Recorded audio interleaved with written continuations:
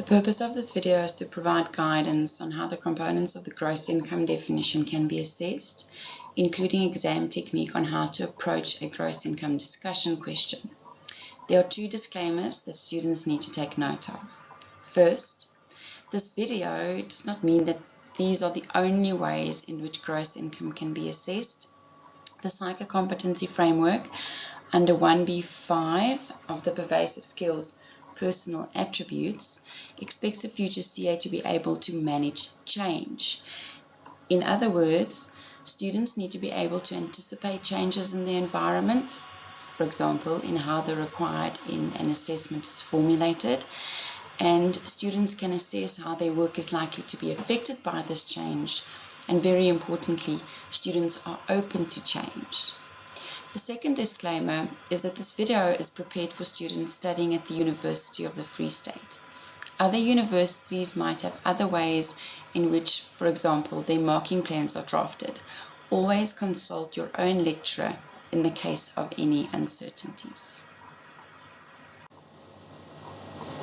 So how can the court cases, for example, be asked?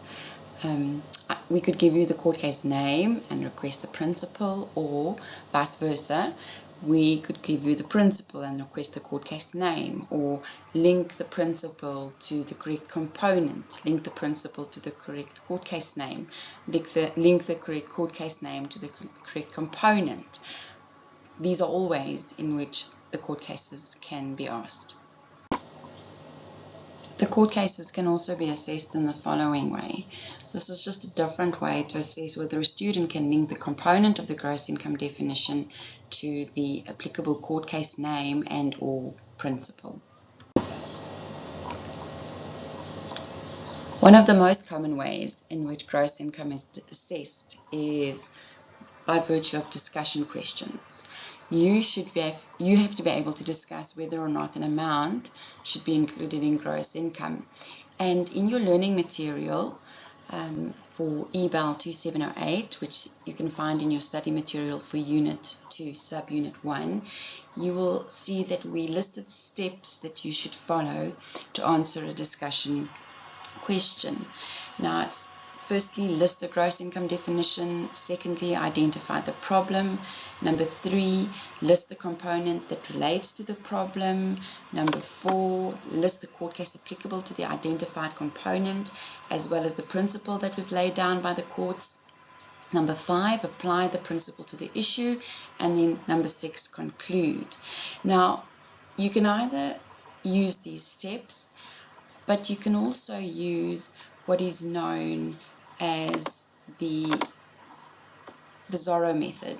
Now, the ZORRO method is a method that was first introduced to TAC students by the Center for Teaching and Learning, and it basically gives us an easier way to remember all of these steps. So the ZORRO method uses a Z. Now, if you have a look here on the screen, we start over there with the issues, then we move over into principles, application, and conclusion.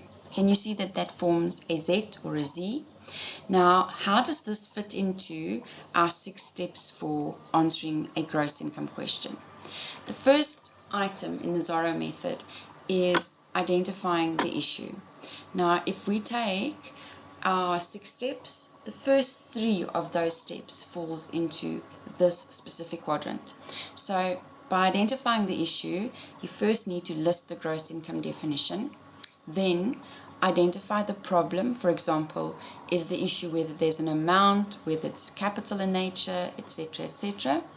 And then thirdly, list the component that relates to the problem. So, if amount is the issue, then of course the component total amount in cash or otherwise will be the component that you list over here. Secondly, once you've identified the issue, you need to go and establish the principles that you'll need to answer.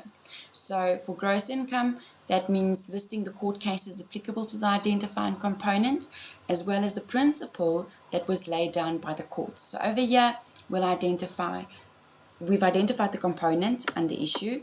Now we're going to identify the court case that applies to it, as well as the principle that relates to the component. Once you've done that, you move over into application. And this is very, very important. Tax is not just about theory. Tax is about taking the theory and applying it to information in the specific case study or question.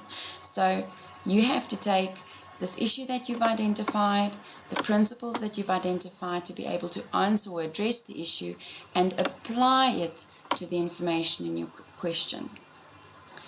And then finally, if you go to our last quadrant, we have to conclude. Cannot emphasize enough how important it is in any type of discussion question to come to a conclusion. You can't just leave us hanging, right? You have to make a conclusion. This is what this means. Either it will be included in gross income or it won't. So let's take our 6 steps together with our ZORRO method and apply it to a case study. Now, this example was taken from the tax workbook and has been adapted for purposes of this video. You have the following information that's given to you. Jane Doe owns a furniture shop in Bloemfontein. She's a South African resident. During the 2017 year of assessment, she sold a bedroom suite to a customer for 5,000 Rand. The customer paid 4,000 Rand in cash, and Jane accepted the customer's second-hand bedroom suite as a trade-in on the balance of 1,000 Rand. 3 days later, she sold the second-hand bedroom suite to another customer for 1,500 Rand. What is required? Discuss what amounts, if any, Jane will have to include in her gross income for the 2017 year of assessment. Alternatively, ladies and gentlemen, your required could read, discuss the normal tax consequences of the above transactions for Jane's 2017 year of assessment. Remember that when we think about normal tax consequences, you are thinking about the framework for the calculation of taxable income, and that framework's first element is gross income.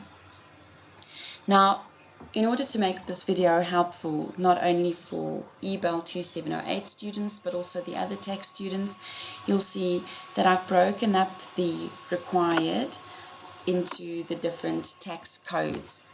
So if you are an EBAL 2708 student, this type of question will usually be around about 10 marks, and you will have in an assessment 15 minutes to complete it. You will note that in tax, as in most subjects within the accountancy field, 1 mark equals 1,5 minutes to complete. So if you have, for example, in this case, 10 marks, you will have 15 minutes to complete the question. If you go on to EBLS 3708 or EBAL 6808, it will also be 10 marks, 15 minutes.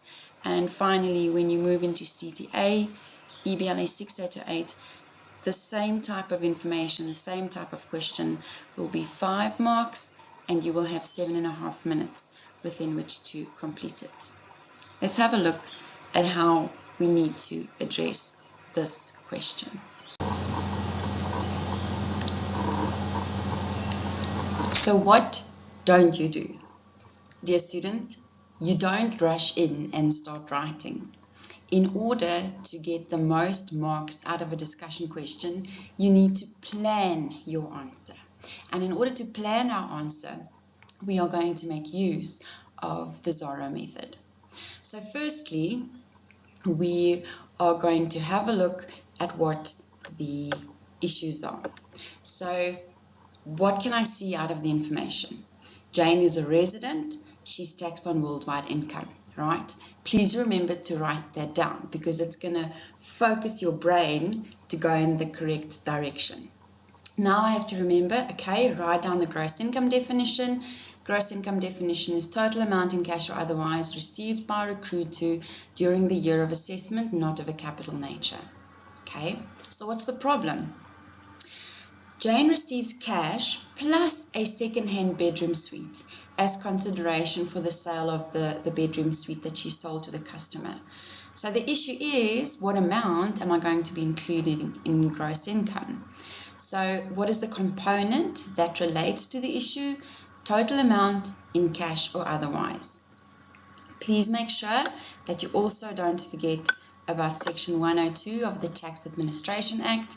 Remember that the burden of proof always rests upon the taxpayer.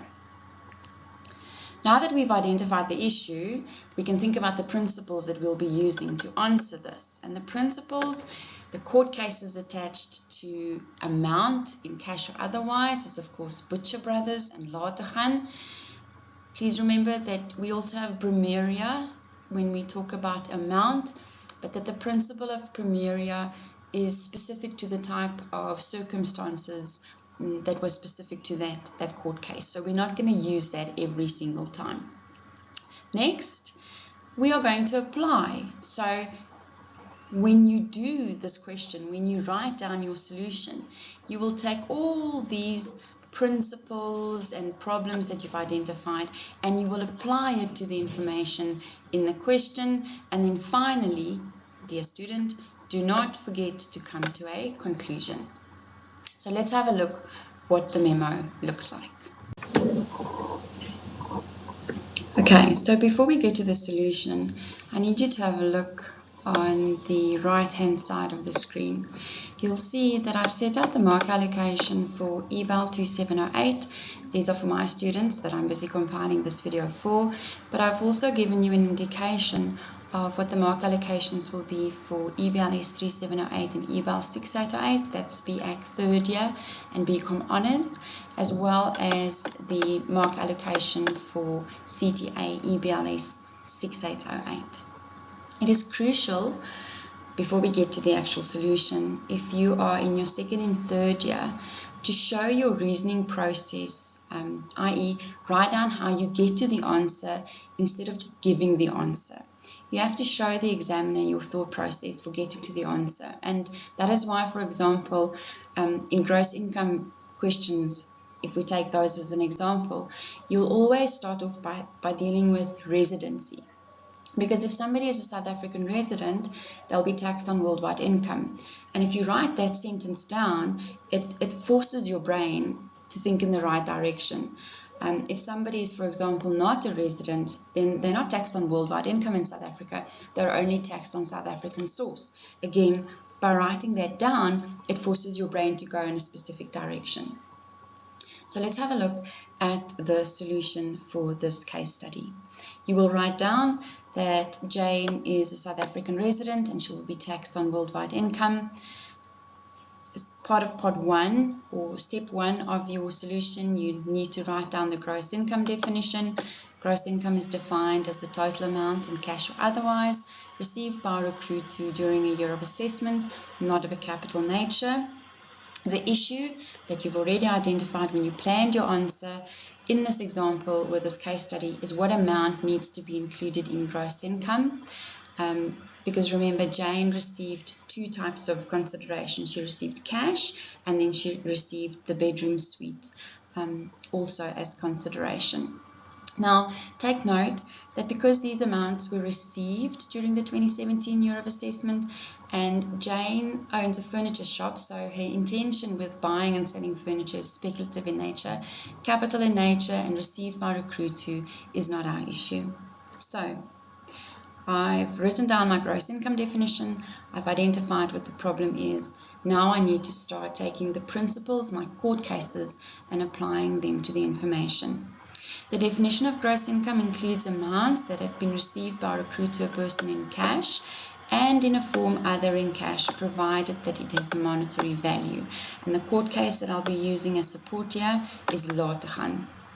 The burden of proof in respect of the value of the amount rests upon SARS in terms of Butcher Brothers. Remember, the Butcher Brothers case said SARS has to determine the amount. If the taxpayer does not agree with the amount that's determined by SARS, the burden of proof of what the amount should be then rests upon the taxpayer in terms of Section 102 of the Tax Administration Act. Now again, you're applying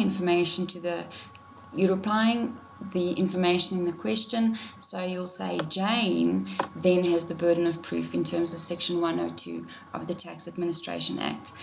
And again, top tip, Always deal with Section 102 of the Tax Administration Act in a discussion question. So, what did Jane receive?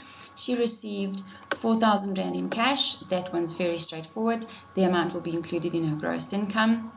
The second-hand bedroom suite has monetary value as it can be turned into cash. So what are we going to be including in gross income in terms of this bedroom suite that was given to her? The market value of 1,500 Rand. If you don't know why we use the market value of 1,500 Rand, please refer back to your textbook and have a look at the principles that is outlined for barter transactions.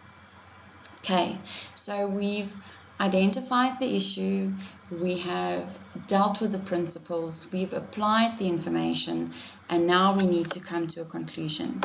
So what is our conclusion? Jane needs to include a total of 5,500 Rand, the 4,000 Rand cash, and 1,500 Rand market value of the bedroom suite in her gross income. Not difficult, hey? So if you have a look at the mark allocation for the EBAL 2708 students, there's a total number of marks available of 13, limited to a maximum of 10. For EBLS 3708 or EBAL 6808, that available number of marks goes down to 11, again limited to a max of 10. And in CTA, you'll have total available marks of 6, limited to a maximum of 5. Please just remember, if you're a CTA student that is watching this video, in CTA, how much you write will depend on the number of marks of the specific case study or question.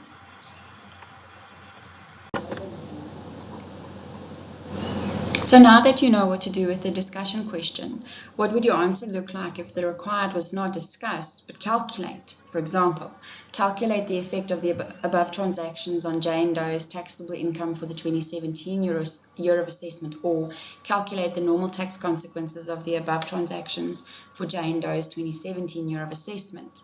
Well, this one is really easy. Remember, when you're dealing with gross income, normal tax, taxable income, you're dealing with a framework for the calculation of taxable income. So I will have a column for my amounts, and I will have a column for my reasons and line items. So in gross income, I'll include the sale of the bedroom suite because it was cash received of 4,000 Rand. The sale of the bedroom suite, the market value in terms of later gaan of the 1,500 Rand, and that's going to give me a total of 5,500 Rand included into gross income. Please remember, and this is a top tip, even if a required does not ask you to give reasons, always support your calculation with a reason. Right. You'll see I have an alternative here at the bottom. This simply means if you don't want to split out these two, the cash and the market value into two separate line items, you can combine them, right? So you'll get a mark for the 4,000 and a mark for the 1,500, provided that your reasons and your total is still correct. This concludes the video on dealing with gross income assessments and how it can be asked, specifically relating to the components. I hope this video is of value. If you have any questions or comments, if you're an EBAL 2708 student, please contact me, Lizelle, at probaarl@ufs.ac.za. If you are a BAc third year or BCom honors student, please contact Annelies or Maurice. And then if you're a CTA student, you can always contact Prof. Kukumur. Best of luck with the studies, and remember, study hard.